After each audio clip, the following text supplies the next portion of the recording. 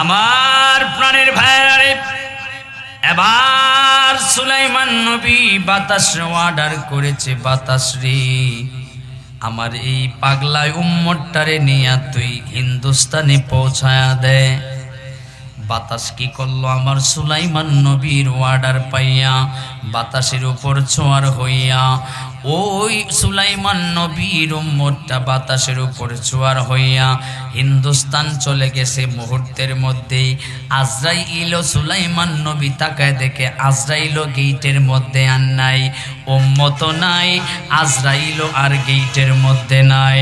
সুলাইমান নবী কয় বুঝতে পারছি আমার উম্মতটা এই জন্যই ভয় পাইছিল, ভয় যেখানে কামতো ওইখানে।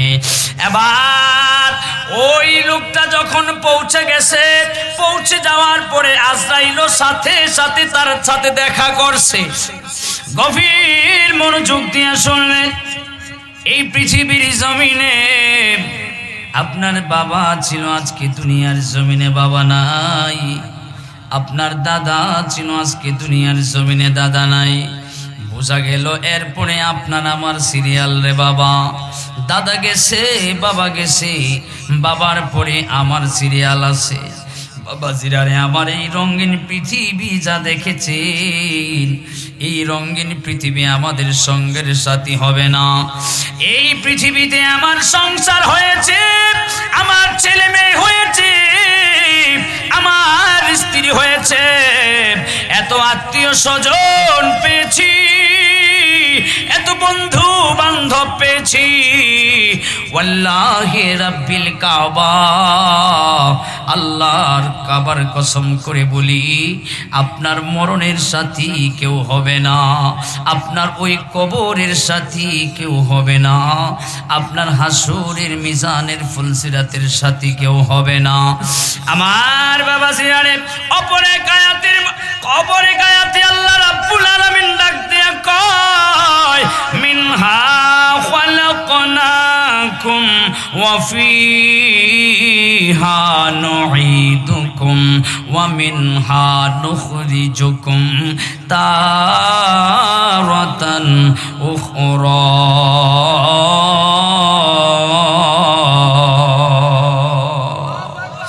আমার বাবা সিরানি আমার আল্লাহ বলে, পৃথিবীর মানুষরে এই মাটি দিয়ে তোদেরকে বানাইছি, আবার মৃত্যু দিয়ে এই মাটির ভিতরে তোদেরকে ঢোকায় রাখবো।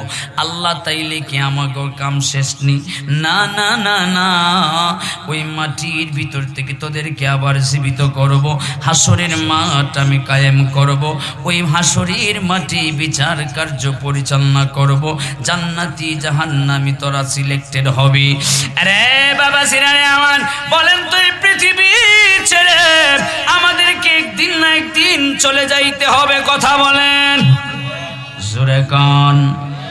আচ্ছা দেখি কে কে মরতেন না, একটু হাত উঠান। ও সাতগাঁও দক্ষিণ পূর্বের মানুষরা, ও শ্রীমঙ্গলের মানুষরা, এই পৃথিবী ছেড়ে যদি চলে যাইতে হয়, ওই পৃথিবী ছেড়ে চলে যাওয়ার পরে প্রথম ঘাট আমাদের হলো কবর। ওই কবরের সামানা কিছু জোগাড় করার দরকার আছে না নাই? জোরে বলেন। এই সামানা জোগাড় করতে হলে আমাদের ঈমান শক্ত আছে। যারা সুন্নি মুসলমান, ঈমান শক্ত না নরম? জোরে কন। যদি শক্ত হয়ে থাকে, ঈমানের পরপরই হলো আমাদের আমলের দরকার, ঠিক কিনা? এখন আমলের দরকার। ফজরের সময় শুধু ইমাম সাহেব মসজিদে, আর কেউ নাই। এই জন্য একজন কবি লেখে, কেমন করে ঘুমাও তুমি মানুষ, কেমন করি ঘুমাও তুমি, আহা ফজর করে কাজা, এমনও তো হতে পারে জোহরে জানাজা, ঠিক কিনা?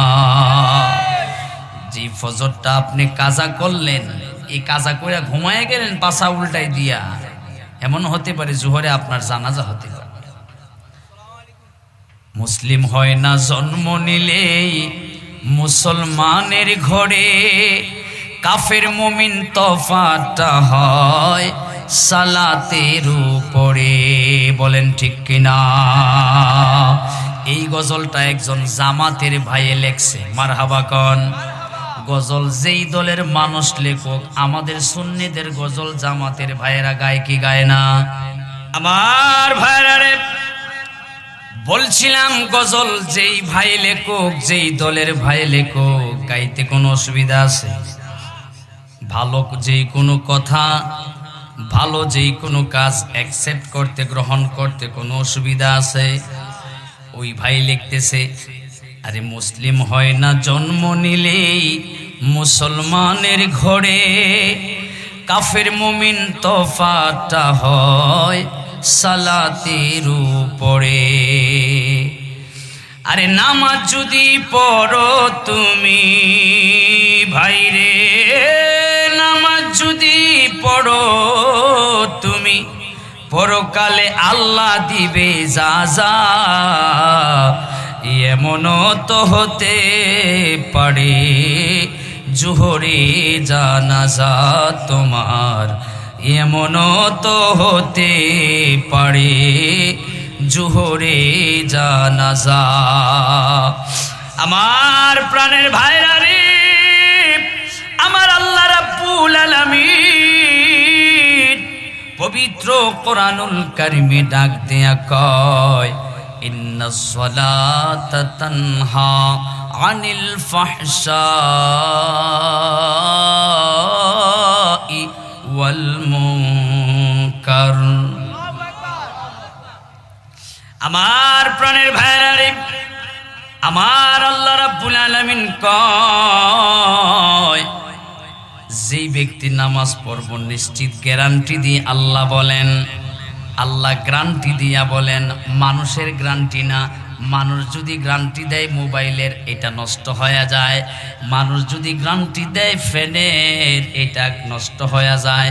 কিন্তু আল্লাহর দেয়া গ্যারান্টি কখনো মিস্টেক হতে পারে না। কথা বলে আল্লাহ রাব্বুল আলামিন কয় না রে, নিশ্চিত দিয়া বলেছে, কই নিশ্চিত গ্যারান্টি দিয়ে আমি আল্লাহ বলেছি, নামাজ তোমাদেরকে খারাপ কাজ থেকে বিরত রাখবে। আল্লাহু আকবার। এখন প্রশ্ন করতে পারেন, হুজুর নামাজ পড়ে তো অনেকে বাটপারি সিটারি করে, সুদ খায়, ঘুষ খায়, মিথ্যা কথা বলে, বদমাশি করে, লুচ্ছামি করে, চরিত্র আছে, কথা বলেন আছে না নাই? বাজান হুজুর আছে, জিজ্ঞেস করেন, এটা আসলে নামাজের দোষ না, এটা এর চরিত্রের দোষ। কথা বলেন, এটা এর বংশগত রোগ, এর চরিত্রের দোষ। এটা নামাজের কোনো সমস্যা নাই। কারণ আল্লাহ যেই কথা বলছে নিশ্চিত দিয়া, এখানে যদি আপনি অবিশ্বাস করেন, ঈমান কি থাকবে? আমার বাবা জিরানে গভীর মনোযোগ দিয়ে শুনবেন। এবার বলেন, যদি ঈমানের পরপরই যদি নামাজ না পড়ি, তাহলে আমাদের ঈমান নামক যে গাছটা আছে, দেখবেন হঠাৎ করে একদিন দুর্বল হয়ে পড়ে গেছে।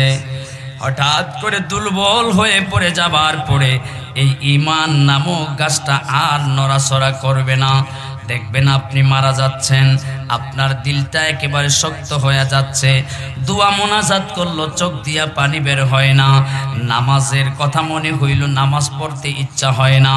আজান শুনলেও আপনার আজানের কানের ধ্বনি আজানের ভিতরে আপনার পৌঁছায় না। কেন পৌঁছায় না জানেননি? এই জন্য পৌঁছায় না, কারণ আপনার ঈমান নামক যে গাছটা আছে, ওই গাছটা একেবারে মৃত হইয়া গেছে। ঠিক কিনা?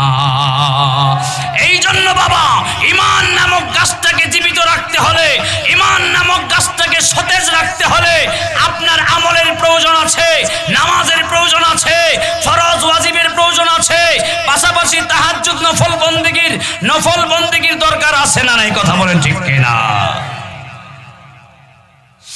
আমার বাবা জিরানে,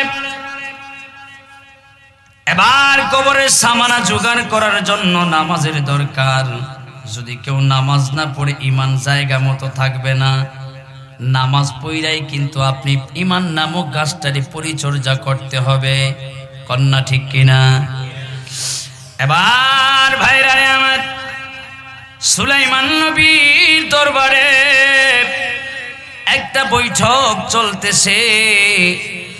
ওই বৈঠকের মধ্যে হঠাৎ করে একটা লোক দিয়া ডাক দেখে সুলাইমান নবীর একজন উম্মত, দেখে যে সুলাইমান নবীর গেটের সামনে, সুলাইমান নবীর দরবারের যে প্রধান গেট, ওই প্রধান গেটের সামনে একটা লোক দাঁড়ানো। সুলাইমান নবীর উম্মত ডাক দেয়া কয়, নবী গো, মায়ের নবী, একবার গেটের দিকে একটু তাকায় দেখে এই লোকটারে আপনি চিনেননি? সুলাইমান নবী ডাক দেয়া কয়, হ্যাঁ আমি লোকটারে চিনি। কয় লোকটা কেটা?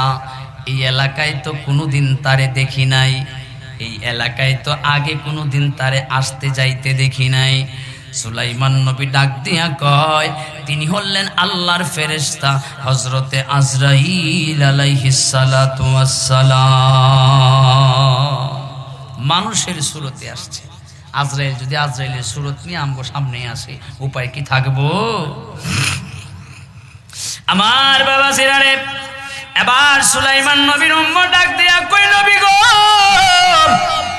ও মায়ের নবীজি,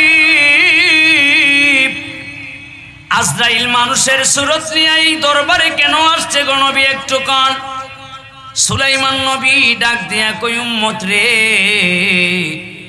আজরাইলের কাজটা কি? কই আজরাইলের কাজ তো জান কবজ কইরা মানুষরে মৃত বানায় দেওয়া। কই তাইলে আজরাইলের কাজে আজরাইল আসছে, তুমি এত চিন্তা করার দরকার কি? কিন্তু এই লোকটা তো আর ভিতর দিয়া টেনশন করতেছে, চিন্তা করতেছে। কয় হায়রে, আজরাইল যদি মানুষের জান কবজ করে, আমি জানি মানুষের জান কবজ কইরা মানুষের মৃত বানায় দেয়, কিন্তু এখানে আসছে কেন? আবার প্রশ্ন করে, ওগো সুলাইমান নবী, আল্লাহর পয়গম্বর, আজরাইল এখানে কেন আসছে গো নবী? সুলাইমান কইমু একদিন মাটির ভিতরে হবে ঘর রে মন আমার, কেন বান্ধো দালান ঘর রে মন আমার, কেন বান্ধো দেহ তোমার চোর মোচর গলে পচে যাবি, শিরার উপর শিরাগুলি ছিন্ন ভিন্ন হবে, মুন্ড মেরুহু দণ্ড সবই হবে খণ্ড খণ্ড, মুন্ড মেরুহু দণ্ড সবই হবে খণ্ড খণ্ড, পরে রবে মাটির উপর। কিসের উপর পরে থাকবে? পরে রবে মাটির উপর রে মন আমার, কেন বান্ধো, জোরে কোন কেন বান্ধো, একদিন মাটির ভিতরে হবে ঘর। বলেন একদিন মাটির হবে ঘর রে মন আমার, কেন বান্ধো। আমার প্রাণের ভাইরা রে, এবার সুলাইমান নবী বাতাস অর্ডার করেছে, বাতাস রে, আমার এই পাগলায় উম্মতটারে নিয়া তুই হিন্দুস্তানে পৌঁছায়া দে। বাতাস কি করলো? আমার সুলাইমান নবীর অর্ডার পাইয়া বাতাসের উপর ছোঁয়ার হইয়া ওই সুলাইমান নবীর উম্মতটা বাতাসের উপর ছোঁয়ার হইয়া হিন্দুস্তান চলে গেছে মুহূর্তের মধ্যেই। আজরাইল সুলাইমান নবী তাকায় দেখে আজরাইল গেটের মধ্যে আর নাই, উম্মত নাই, আজরাইল আর গেটের মধ্যে নাই। সুলাইমান নবী কয়, বুঝতে পারছি আমার উম্মতটা এই জন্যই ভয় পাইছিল, ভয় যেখানে কামতো ওইখানে। এবার ওই লোকটা যখন পৌঁছে গেছে, পৌঁছে যাওয়ার পরে আজরাইল সাথে সাথে তার সাথে দেখা করছে। সুলাইমান নবীর উম্মত ডাক দেয়া কয়, রে আজরাইল, তুমি তুমি তো একটু আগে সুলাইমান নবীর দরবারে ছিলা, এই সেম চেহারাটাই তো আমি সুলাইমান নবীর দরবারে দেখেছি, এখানে কেমনে তুমি আসছো? কয় আমি আসছি আমার আল্লাহর দেওয়া ক্ষমতা বলে। কয় আল্লাহর দেওয়া ক্ষমতা বলে তুমি আসছো, আমিও আসলাম সাথে সাথে তুমিও চলে আসলা, বুঝলাম না কি জন্য? কয় আসছি তোমার জানটা কবজ করার জন্য।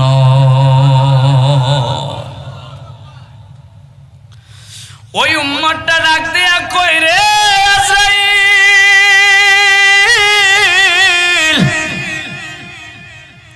আজরাইল রে,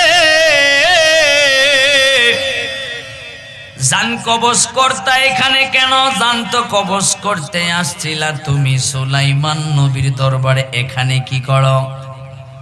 কয় না না না, আল্লাহ রাব্বুল আলামিন যখন তোমার নাম এবং ঠিকানা আমারে দিছে, নাম এবং ঠিকানায় কয় তুমি হিন্দুস্তান মারা যাইবা। আল্লাহু আকবার কোন। তোমার কপালে লেখা মরণটা হিন্দুস্তান। আল্লাহু আকবার কোন। যার মৃত্যু যেইখানে লেখা তার মৃত্যু সেখানেই হবে, ঠিক কিনা রে বাবা? এবার আজরাইল ডাক দেয়া কই রে নবীর উম্মত, তোর মৃত্যু তো নবীর দরবারে নয়, তোর মৃত্যু তো এখানে হওয়ার কথা। কহাই রে আল্লাহর লীলা খেলা বুঝি বোঝা বড় দায়, ঠিক কিনা বলেন? ভালো মানুষ হঠাৎ করে হুজুর বের হইছে, হঠাৎ করে স্ট্রোক নামক একটা রোগ বের হইছে, যুবক ছেলে জওয়ান ছেলে হঠাৎ করে একটা ঘোড়নটি মারা দিয়া মারা যায়। কই কি হইছে? কয় স্ট্রোক করছে। আল্লাহু আকবার। আমার বাবা জিলারে এবার আজরাইল ডাক দিয়া কই রে সুলাইমান নবীর উম্মত, রেডি হয়ে যা, তোর সময় আর বেশি নাই, রেডি হয়ে যা। তার মৃত্যু ওখানেই ঘটে গেল। সুলাইমান নবী দরবারে আবার আজরাইল আসছে, আইসা আসার পরে সুলাইমান নবী ডাক দিয়া কই কিরে আজরাইল, একবার আসলা আবার চলে গেলা, আবার কেন আসলা? কই নবী গো একটা বিষয় শেয়ার করতে চাই আপনার সাথে। কই বিষয়টা কি?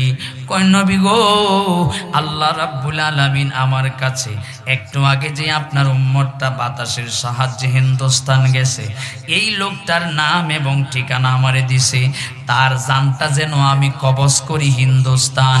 কিন্তু নবী গো তারে আমি খুঁজতাছি পাই না, খুঁজা আইসা দেখি আপনার দরবারে বইসা রইছে। কোন আল্লাহ, তারে আমি খুঁজি নবী গো, হিন্দুস্তান খুঁজি, হিন্দুস্তান তারে পাই না গো নবী।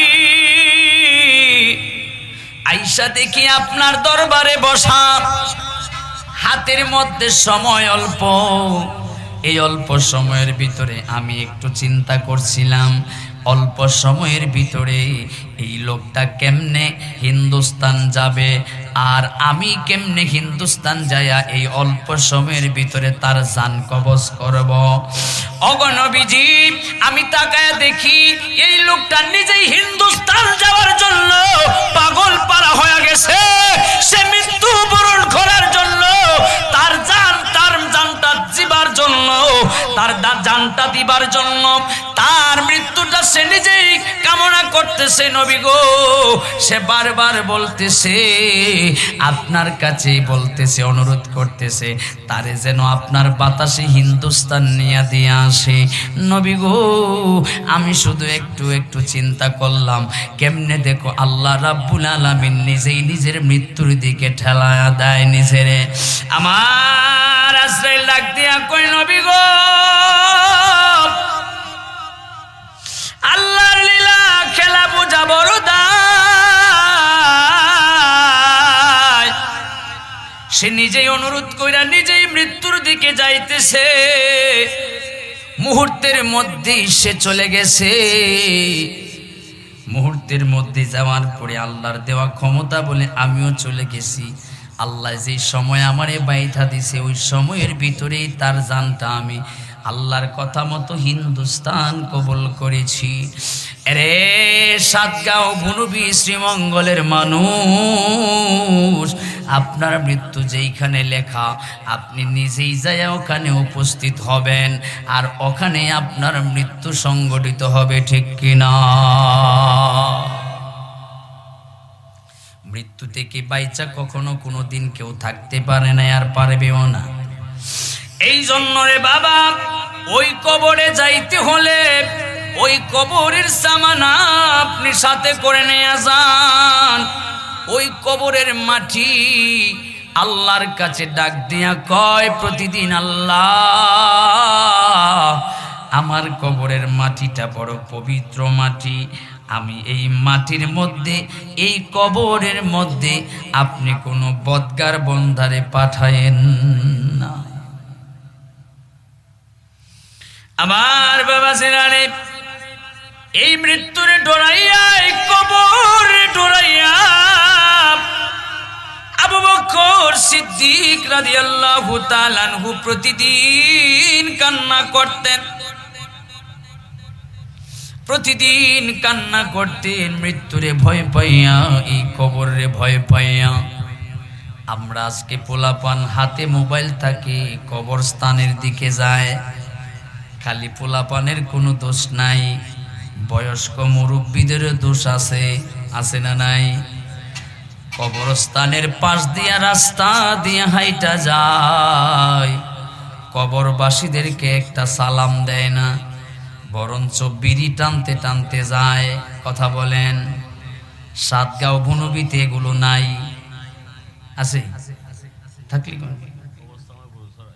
গরু ছড়ায়, আস্তাগফিরুল্লাহ, নাউজ দান মারা দেয়। আসলে কোন দিন নাকি কবরের ভিতর থেকে হেরার বাপদাদা উঠা কয় বলে, হেই বেটাই তোরা যেইটা করতেছো সামরা রে, যাই ঝামেলা করতেছো, টান্ডা মাইরা কবরের ভিতরে ঢুকাই দিত একটা রে, তাইলে দেখতেন আর কিয়ামতের আগেও যাইতো না। কথা বলেন না কেন? জোরে কর। দাওয়াত দিলে দিয়ে, না দিলে নাই, তাতে কোনো অসুবিধা নাই। কবরের বেড়াও নিয়ে জায়গা আল্লাহ যে বাঁচাইছে, কাফনটা রাখে, তো কাফনটা রাখলে দেখেন, কাফনটা নিয়ে কেউ না নেয়, খালি এইটাতে একটু খেয়াল রাখেন। চিন্তা করছেন? আল্লাহু আকবার।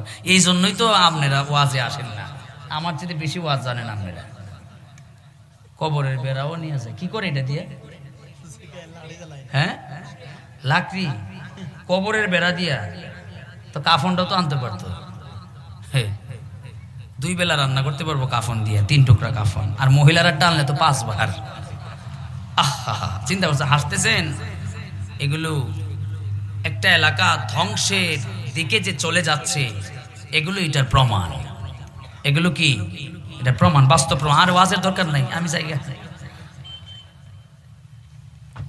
আমার বাবা ছেড়ে গভীর মনোযোগ দিয়ে শুনবেন। এ সাতগাঁও শ্রীমঙ্গলের ভুনবীর মানুষরা, আলিশার কুলের মানুষরা শোনেন, আল্লাহ রাব্বুল আলামিন আমাদেরকে যা অর্ডার করেছেন তা পালন করার চেষ্টা করতে হবে, কি হবে না? জোরে কান।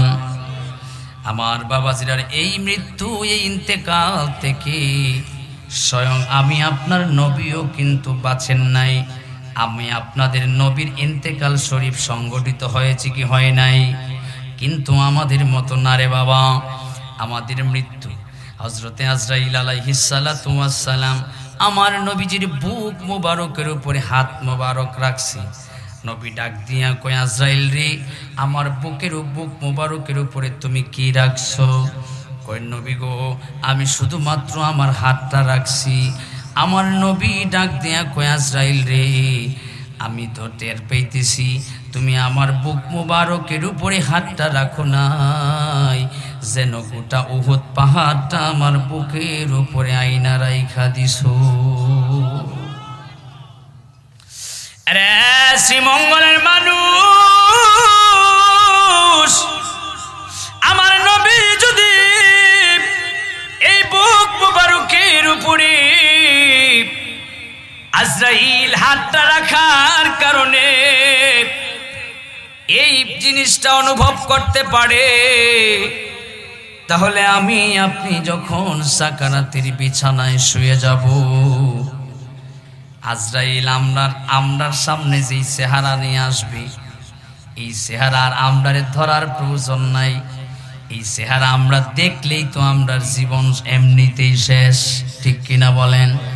মৃত্যুর সময় দেখবেন বহু মানুষের ঘাড় বেঁকা হয়ে যায়, মুখ বেঁকা হয়ে যায়, পা বেঁকা হয়ে যায়, হাতগুলি বেঁকা হয়ে যায়। কেন জানেননি? কারণ মৃত্যুর সময়ের যন্ত্রণাটা বড় কষ্ট। আপনি যখন লাশটারে ধৌত করাইতে যান, লাশটা নিজে থেকেই ডাক দেয় আমাদেরকে, কিন্তু আমরা শুনতে পাই না। লাশটা ডাক দিয়ে কয়, আমার শরীরের মধ্যে তোমরা ঘষা মাজা একটু কম করো, তোমরা একটু ডলাডলি একটু কম করো। কেন রে, কেন রে, কি জন্য করব কম?